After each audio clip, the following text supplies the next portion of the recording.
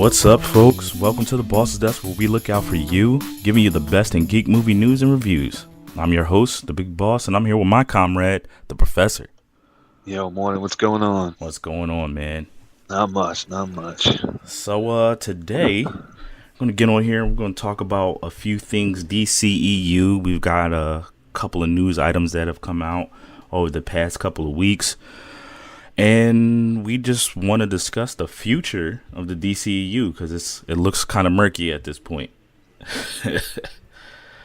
So let's just dive in and let's discuss some things and take a look at what's going on. So right now, my biggest question is the future of the Man of Steel storyline, because we've had some reports of release dates or, shoot dates for Man of Steel 2, but we haven't had anything set in stone yet. And right now everything's pretty much just hanging on Justice League and how that's going to be received. I agree with you. I think, and I'm not sure it's just the Man of Steel. It's that they're kind of way back and forth on. It seems like a lot of it, but that is kind of one of the bigger ones. But I think that right now, their whole universe is kind of on that razor edge, hoping that Justice League comes through the way they think it's going to. Because I think if Justice League comes out and it doesn't do well or it's not received well, it's going to be time to consider rebooting everything and starting over almost, because that'll be the fourth movie? Yeah. Of the current, or fifth if you count Suicide Squad. Yeah, that hasn't really hit on anything yet, Well, yeah, only one of them has really hit to any kind of critical acclaim, and that's Supergirl, Wonder Woman. Yeah. And that still had its, detractors for certain parts of it. Yeah. But, I think anybody you talk to who's kind of a non-bias towards either side is going to tell you that Wonder Woman is definitely the best of the modern day DC movies so far. Yeah, definitely. Yeah. So it's like you could definitely see that there's some kind of soft reboot coming up. I mean, I feel like with Justice League, they're wading the waters to kind of see what happens. But Zack Snyder's out and Joss Whedon is in as far as the direction of the reshoots, at least, of the Justice League movie. And there's been a ton of reshoots. Yep. So it's like... Well, and one of the things I was reading is they're saying that even though he's in to do the reshoots, that they're not letting him change the tone in any way, shape, or form, that they want to try to keep it the same kind of tone that Snyder had. Okay. Which I guess makes sense, but... Yeah. If you're bringing in somebody to take over, and one of the things I first said when it first happened, before we really knew exactly the reasoning why, was it's going to be noticeable, the differences in scenes from Zack Snyder to the differences in scenes from Joss Whedon, just because they're different directors, they're different types of guys. Right. Do things. Whedon tends to be more on the whimsical side. I mean, he has his serious moments too, but he tends to be more on the lighthearted. Whereas Schneider, past couple movies tend to be a little more on the dark side. So yeah, definitely. It might be a weird contrast to see how this plays out when it finally comes out. Yeah. I mean, that's definitely the key interest here, and I think a lot of people are now interested in Justice League now, hearing that Joss Whedon is going to be a part of that storytelling process. So, I mean, I definitely want to see how Whedon does with the reshoots. I mean, I know that the feel will still be consistent, but you can already tell, like in the trailer, like it's taking a little bit of a lighter tone. There are a lot of jokes that you're hearing, and there's much more fun with characters such as the Flash or Aquaman, that you're not getting with other of the straight man characters like Batman, Wonder Woman, and Cyborg. Well, yeah, and what makes me curious with these reshoots is now the announcement that they've cut Lex Luthor completely out of the movie. Right. Yeah, that's right. Why?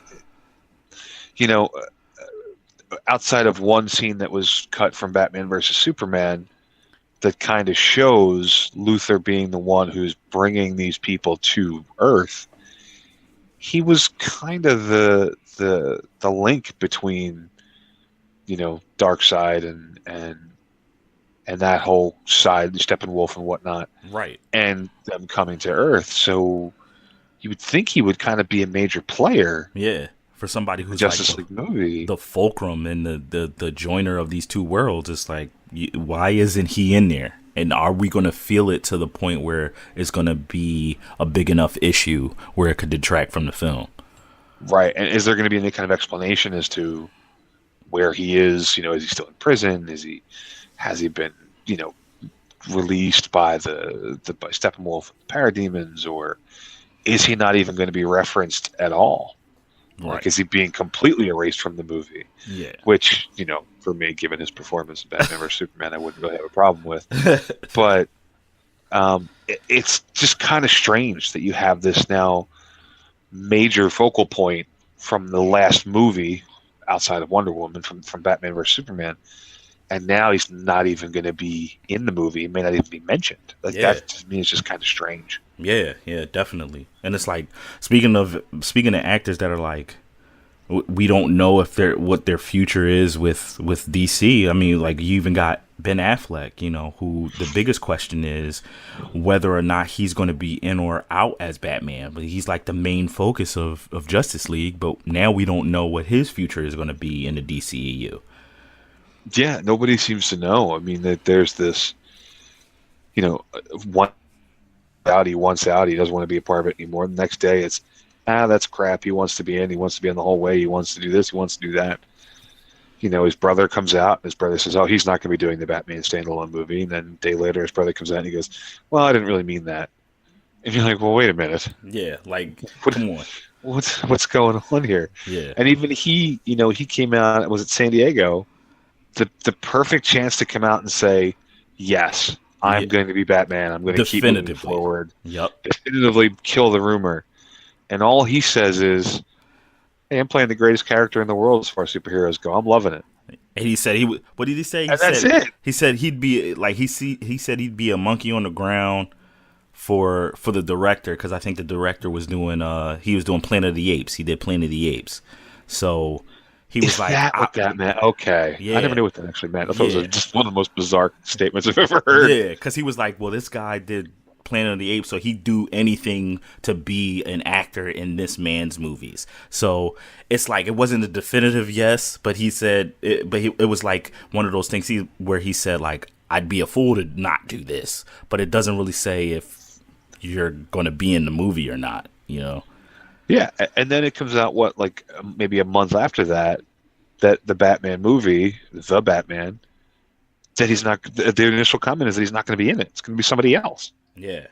So what is going on here? I don't know, man. And then you get like the news, like, hey, all right, so we're going to do a Nightwing standalone and we're going to do a Batgirl standalone movie. So it's like, are they prepping these characters to take these characters within the Bat family to take a more predominant role within the Batman Justice League universe?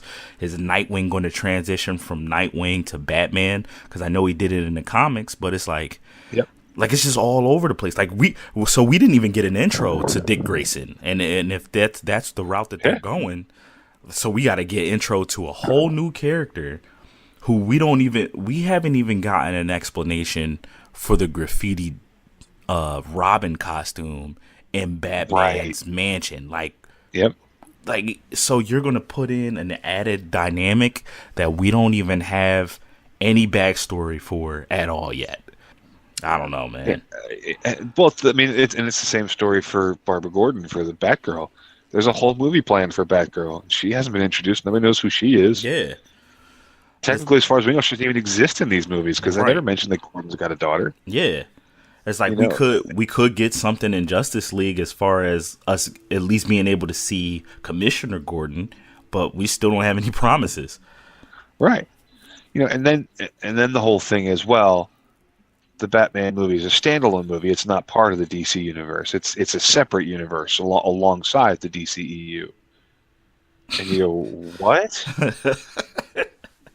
And it's going to be a whole new actor. And then the director comes out a day later and goes, oh, no. What I meant by standalone is there's not going to be any other DCEU actors in it. It's just going to be just a Batman movie.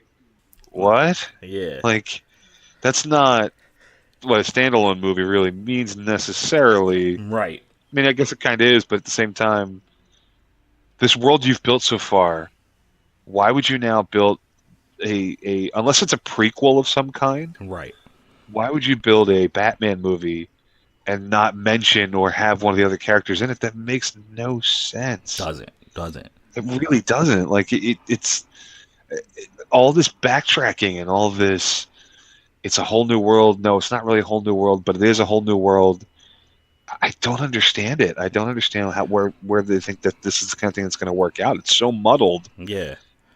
I don't get how they think people are going to follow it. And basically what it's doing is it's feeding into this whole idea that the Flash movie, now that it's called Flashpoint, is going to be the way that DCEU kind of addresses everything that they've been going through as far as the news and rumors is concerned. So swapping out Batman and all of this stuff, all this is going to happen within the Flashpoint storyline. So it's like DCWB's pretty much making a play like how Fox did with X-Men. Right. So it's just like where do we? It's like it's a cleanup. It's a sloppy cleanup, but it's a cleanup.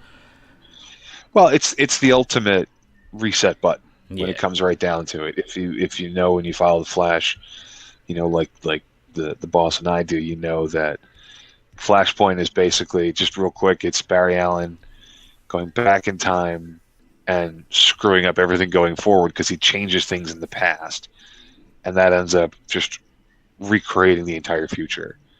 So it's the ultimate way for them to go, okay, Affleck doesn't want to be here anymore. He can go. We can put somebody else in, and then we can just blame it on Flashpoint. Or, we can change the Joker from Jared Leto to Karen Gillan, who has said she wants to be the Joker, and move on from there, and nobody will say anything. Because we can just go, it's Flashpoint. Things change. I agree with you. It's a sloppy way to do it. Yeah. It really is. For all the faults people say Marvel has in some of their movies and all the things they don't like about some of the Marvel movies, they have the blueprint. Yeah. They laid their foundation. They put their blueprint on the table, and they said, this is it. We're sticking to this. If we have to change an actor somewhere, we'll change the actor. We have our own ways to do it storyline-wise. Like, if they wanted to change Captain America right now, they've introduced Bucky and they've introduced the Falcon, both of whom have become Captain America in the comic books. They can do it without batting an eyelash with one of these two young actors that they have in place. They don't have to go out and cast somebody brand new as Steve Rogers to continue with Captain America because the stories go. With DC, Batman's always been Bruce Wayne outside of the handful of times that it was, Dick Grayson or maybe a one-off of somebody else here and there. Yeah. But even now, even today, it's Bruce Wayne. And that's fine. But when you keep rolling over the actors and calling them all Bruce Wayne, people catch on. It wasn't exactly a smooth move when you went from Michael Keaton to Clooney to Kilmer? Is that what it was back then? It was Keaton to Kilmer to Clooney. Okay. Three very different looking actors all in a row, yet they were all Bruce Wayne and it was all the same story. Like it wasn't like they weren't reboots. They were all continuations essentially. And you're kind of like, huh? Yeah. Like, really? Yeah. It was jarring. It was just like, but there were so many of them. We kind of, and that's the thing. It's like Batman kind of came off with at least the way that they were doing it back then. It felt a lot like 007, Yes. So that's how they treated that franchise, like it was 007. And you get away with that with the cheeky, over the top villains, over the top costumes, way unnecessary puns. It's just, and it got away with it.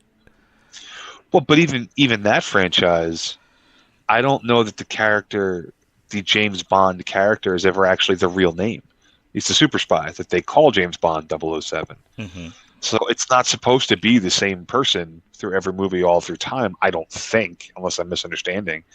I think it's a person who joins, MI6 or whatever, the group is who Bond is part of, and they're given the moniker James Bond, and they move on from there. So that kind of is how I think that works, and that's what makes it work. With this, It's Bruce Wayne. Bruce Wayne is always the same person. It's the little boy whose family was killed in front of him, and he grew up to become one of the greatest heroes of all time. Yeah. When you all of a sudden put a new person in place and say, "Oh, he's now Bruce Wayne," people kind of go, "No, it doesn't really work." Yeah. But to go through the trouble of establishing this character, having him in two separate movies now with Justice League, and have him as this entrenched character, and then to go, we're going to do a solo Batman movie, but it's not going to be part of this universe. It's going to be somebody else. It's just so confusing. Like, yeah. You can't weave stories together that way. Now you've got people trying to follow, like, part of again, going back to Marvel with their blueprint. If you started Iron Man and watch all of the movies, you see how they all intertwine. Right. You pick up the pieces in all the different movies and see how they all put together. Yeah, all those pieces slide right into each other and build upon a bigger, what I like to call saga. So like right now we're watching Saga 1. And, we had this conversation earlier. It's like it feels like they had this planned out from day one. And they put into their plan contingencies just in case, hey, we're going to try to acquire this character. If we can get him, we'll do this. If we can't, we'll go this route. Because they had they had a solid plan for Civil War if they didn't, and if they did have Spider-Man. Oh, yeah. Well, the entire movie was already written before they even had him. Yeah. Was my understanding. That they actually had to go back and make some changes when they finally made it. Because that was the big thing, was that Black Panther was going to be the Spider-Man kind of role in Civil War. He was going to kind of be the guy on both sides. Right. And then they got Spider-Man, and they kind of changed things up a little bit. So they have their contingencies in place, but they're also not creating these movies that aren't attached to anything. Yeah. Like the Batman standalone movie where it's a whole new actor and it's not part of the DCEU. How confusing does that get for people who don't, people who know the Batman character and want to go see it, but don't really follow the stories? It's not going to make any sense. Yeah. And it's like the only time I think we really have to worry about that in the Marvel universe is like basically the Spider-Verse. It's like all these little things that they're putting out that may be on the side. And this is because they have a whole nother production company involved in the story of this character. This is one production company, and they're muddying up their own timeline with standalone movies. And I'm not sure I understand the want to do all these standalone movies that they're saying aren't going to be part of it. Because the other one is the other big one they're talking about now is the Joker standalone movie. Right. How it's going to be an origin story, and how it's going to be. It's not going to be Leto. It's going to be somebody else. It's going to be DiCaprio, or the guy from The Walking Dead wants to play it, or the guy from Death Note wants to play the Joker. Karen Gillan wants to play the Joker. I don't understand the idea of a Joker standalone movie. To me, is weird in general. Yeah, I mean, yes, it's a really popular character, right? But I don't see how you do. So the first thought I have is, yes, there is a popular origin story for the Joker about he's a comedian who loses his job and now he's working for a gang because they're going to give him money, and he becomes the Red Hood. And he goes in the chemical plant, he falls in the chemical vat, and he comes out with the white skin, the green hair, and basically turns into a insane madman. But the other point behind all that is nobody ever really knows in the DCEU if that's true. Yeah. Because it's always been that whole thing of he doesn't even really know because he's crazy. He's insane. He doesn't actually know. And if he does, he's not telling anybody the truth, and he changes it every time he tells the story, that kind of thing. Right. And now I'm reading that part of the story is going to be him as a young kid, that he's a bully victim, that he's a kid with a quote-unquote permanent smile, and he gets made fun of for it. And now people are saying, well, the permanent smile must mean a facial disfiguration.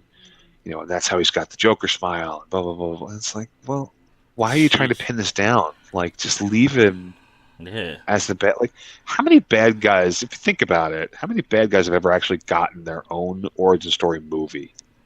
Not a lot. I can't think of any. And they're now like this is a recent kind of, I feel like, recent development. Like, this is like the new thing now. So you got Sony trying to do the, Venom standalone movie, and you got, Silver Sable and Black Cat, and now you got DC trying to do Harley and Joker or the Gotham Sirens, like this whole, and then even with the Suicide Squad, it's like this recent development of creating storylines where the villain is the focus and the villain is the protagonist. So, like, I don't know. There's never been a precedent. There's never been a precedent for it. It's like we've seen anti-heroes on film. We just haven't seen like villains on film. Well, and that's actually a point I was just going to make is most of the ones you mentioned, Suicide Squad, Venom, the Gotham City Sirens, Sable, and Black Cat, they can be considered anti-heroes. So you can kind of work a movie that way in the sense that, yeah, in the long run they're bad guys, but they're going to do heroic things. Right. The Joker's not going to do that. That's not that character. There's in no way, shape, or form in any realm that I have ever seen ever does he have okay, the Lego Batman movie is the only time we've seen the Joker have a heroic side to him, and that sure as hell doesn't count. Yeah, that's an obscure pocket universe where they can do that. Exactly. It's okay. This is a character who takes pride in killing people just because it makes him laugh. Like, there's, it's not a character who can in any way be considered an anti-hero or a hero or anything like that. So trying to do an origin story for a mass murderer just doesn't make any sense to me. And now I'm reading Jared Leto's mad because they're asking somebody else to be the Joker in that movie.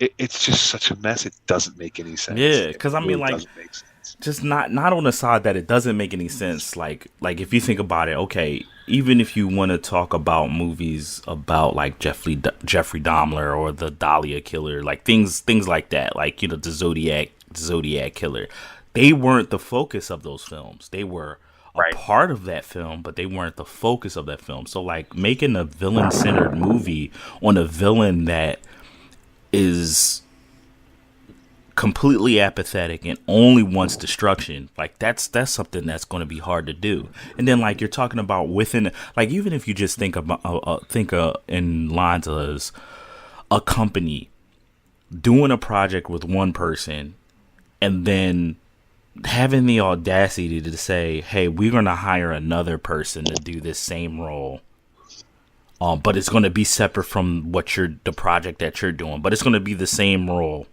Like that's like disrespectful to the most. Oh, it's terrible. Yeah. Well, and then all right, so let's play out a scenario. So, like you and I were talking offline, the Joker standalone movie is a Scorsese movie. Mm-hmm. Probably the best idea about the whole thing is that it's a Scorsese movie because that man doesn't really do bad movies that I remember or am aware of. The rumor is that he wants Leonardo DiCaprio to play the Joker in his movie. Okay, fine. Scorsese puts the movie together, he brings in DiCaprio. Suppose now DiCaprio goes out and puts in a performance that buries Heath Ledger's Joker. It's just amazing. It's just, Oscar-worthy Joker performance, which would, be mind-blowing to me if it was possible to do that. But let's put that out there and say that happens. Now you've got this standalone side Joker movie with Leonardo DiCaprio who absolutely crushes it. You go back to the regular DCEU and here's Jared Leto who, if you read comments, is probably a 75 against, 25% for people who liked his performance. 75% of people didn't like it, 25% of people did. What happens to that? Like, now you're going to get all these people going, this Joker sucks, give DiCaprio that role. And now Leto's got to go, hey, wait a minute. I've already done this. I'm already entrenched here. You want to get rid of me just because he did one good movie? And everybody's going to go, yes. It's like, so even beyond the disrespect, which I 100% agree with you on. Right. Now you run that risk of going, wow, he's so much better. We should really put him in the. And the same thing holds true for a Batman standalone movie. Yeah, yeah. If you go out and you get, I don't know, throw a name out there because I threw his name out there before, John Hamm. Yeah. To play standalone movie would probably be very good because John Hamm's a great actor and he's got the right kind of look. I don't know if he can do the action per se. I don't know him well enough, but crush it. And I liked Affleck as Batman. I'm probably one of the few people who actually likes Ben Affleck in general. Yeah. I like Ben Affleck. He was really good. I was one of the few that was like, okay, I'm kind of excited for him to play Batman when they casted him. Yeah, when they cast him, you and I talked a bunch of different times about got to give this guy a shot because he's a legit performer and he's going to do pretty well. And he did. I thought he did. But again, they do the Batman standalone movie. Mm-hmm. John Hamm goes out and just say he's a better Batman. Now what do you do? Now you've got two Batmen, one better than the other. Do you make the change, or do you sacrifice what could potentially be a better franchise? I just don't. I don't understand the thinking behind any of that. I really don't. It doesn't make any sense. Doesn't make any sense. No. And I mean, like, and then outside of all of that, we talked about the Joker standalone movie. We got these Harley plots that may be going on. So you got Joker, who at first we heard Joker versus Harley, and then now it's this Joker and Harley. So it's supposed to be like a love crime genre. I'm guessing like a Bonnie and Clyde type of deal. Yeah. And I mean, I don't know. I don't know. I mean, I like the Harley character too, but Harley does not. She's never existed well on her own. She's always been great as a foil to someone else. Like she needs a straight man. She needs a straight man. Like that's just how it works. You know what I'm saying? Yeah. So I don't know. I mean, and then you got Gotham Sirens. Is that still a thing, or are they scrapping that to focus more on the Joker and Harley, and the Sirens are going to just be supplemental characters? So again, that's one I don't know. That's another one of those, like I said before, where one day the article says Gotham City Sirens scrapped for Joker versus Harley Quinn, and then 2 days later there's another article that says, well, hold on, that's not true. We're still going to do Gotham City Sirens. We're just going to do Joker versus Harley Quinn first. Yeah. And it's like you start to wonder if they're going to oversaturate the old Harley Quinn market. I realize everybody loved the character.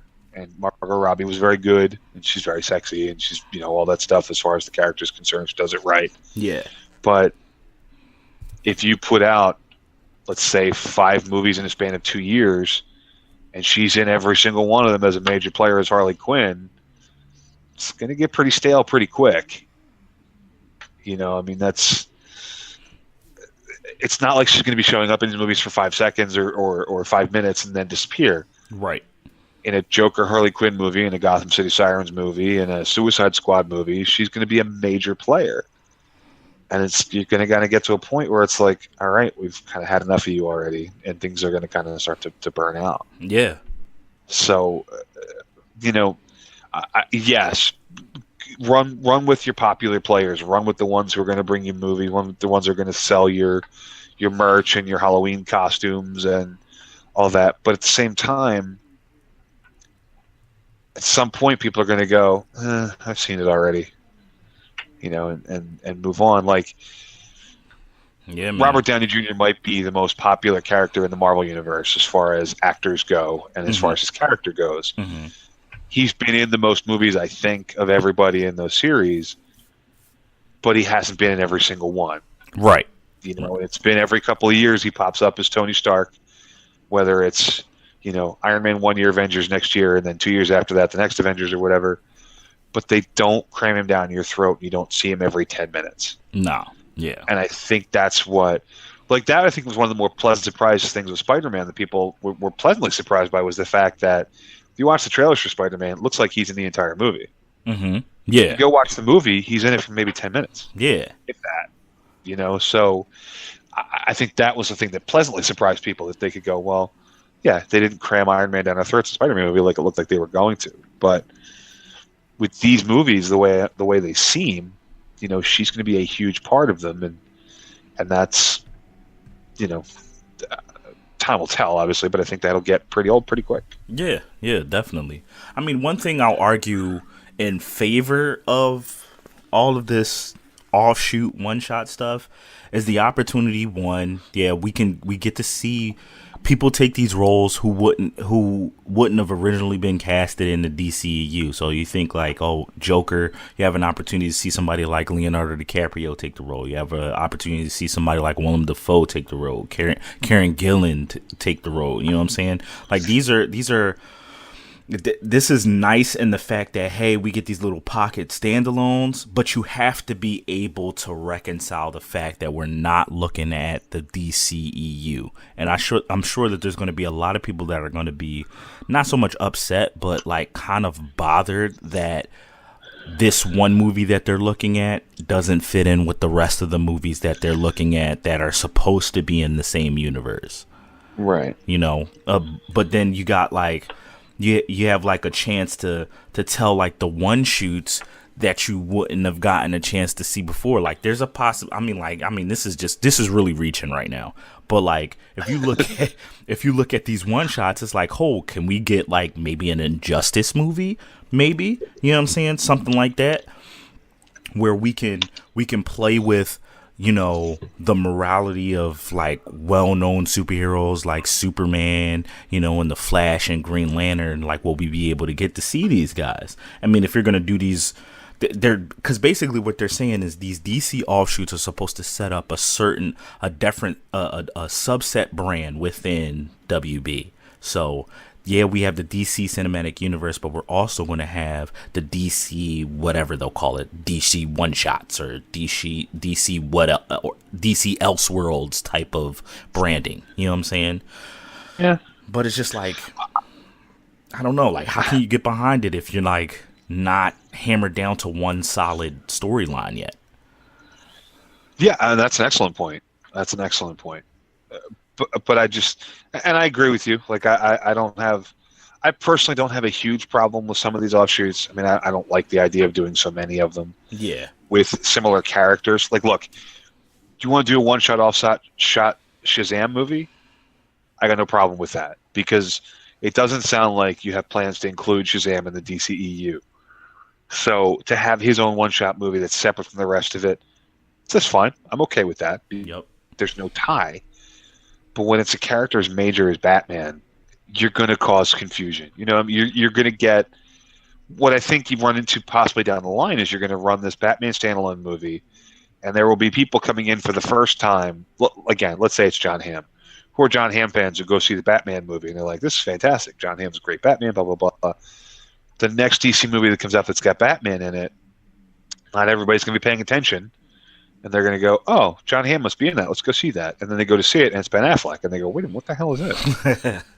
You know what I mean? Like, I just think that's kind of the confusion you cause when you do stuff like this. So I think it's difficult in the sense that I do like the idea of seeing different plays on, you know, different actors and see how they would perform in these character roles. I think doing them in conjunction with movies that are already running that have those characters majorly in them.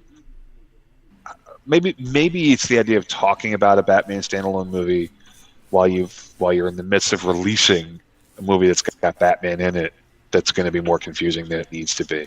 Yeah. You know, maybe wait another year or two before talking about the Batman standalone movie when there's no Justice League movie, when you're doing the Flash and the Cyborg movies, you know, and maybe that would be a little less confusing. I don't know. Yeah, definitely. And it's like, even outside of all of that, then you have the news. You have the news about Justice League Dark. Who, I mean, I know me and you, we both kind of been really excited about the prospect of a Justice League Dark movie. And it'd be interesting.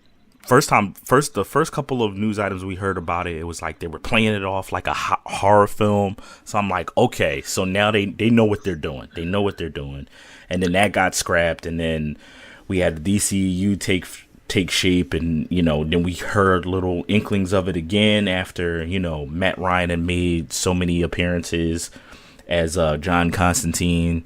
But now we're hearing that the pitch completely failed. Yeah, that's what I was reading. And I mean, and not only was I excited because it sounded like a comic book horror movie, but it was Guillermo del Toro. Right. And you don't get much better visually for a movie like Justice League Dark, which is going to be demons and you know, ghouls and things like that, than a guy like Del Toro, because whatever drugs are still kicking around that man's system, he creates some of the most killer looking demons and weirdo things. I mean, just go watch. Oh God, what's the movie? The Hellboy franchise, I know at least. Well, Hellboy, but not the other one I'm thinking of with Pan's Labyrinth. Pan's Labyrinth. Thank you, Pan's Labyrinth. Yeah, there we go. Just go watch that and look at the creatures that man creates in that movie, and then imagine them taken to a whole new, darker level. Not that Pan's Labyrinth wasn't dark, because it was, but to a whole new, darker level. It would just be amazing to see those visuals that he would have been able to come up with. I'm not even sure if he's still tied to it. I doubt that he is. Yeah, I don't think he's tied to it anymore. But yeah. But yeah, nice. So there was a script apparently, and they had the people who created the script, and they went and pitched it to the executives, and the executives apparently went, nah. And now they're taking it all the way back to square one. They're going to redo the whole script. So it's, I don't know what's going on. It's just all these different things that are coming out. I don't often like to use the phrase dumpster fire, but it really does kind of feel like that's some of what's happening here with DC and what they've got going. Yeah, man, it doesn't seem positive. It does, I don't have a lot of faith in where the franchise is going. I've been trying to hang on. I definitely want to see Justice League, but man, these off the prospect of these offshoots, all of this focusing on the wrong characters and just I mean, I don't know. I'm just if you wanted to get Scorsese in on something, you should have got him in early from the ground level and did it there instead of trying to use him as an offshoot in a movie using a character who we'll never see again. It just doesn't make any sense. No, it really doesn't. Yeah, it really doesn't. So normally at this point we put in some questions from the Boss Fam, from you guys out there, but since we're starting this off right now, we're basically just going to leave room to let you know about it. So basically what you can do is just send us your questions. On Twitter. Just tweet us at the Boss's Desk, or you can send us questions via email at questions@thebossesdesk.com, and we'll go through them. We'll pick questions, and this segment we'll normally go through it and we'll answer questions. So if you have any questions about this podcast or previous podcasts, or just something in particular within the geek movie news and reviews field, we'll talk about it, and then we'll discuss it here on this segment. So just give us a shot and send us out a tweet and some questions, and we'll get it started for the next time we do this.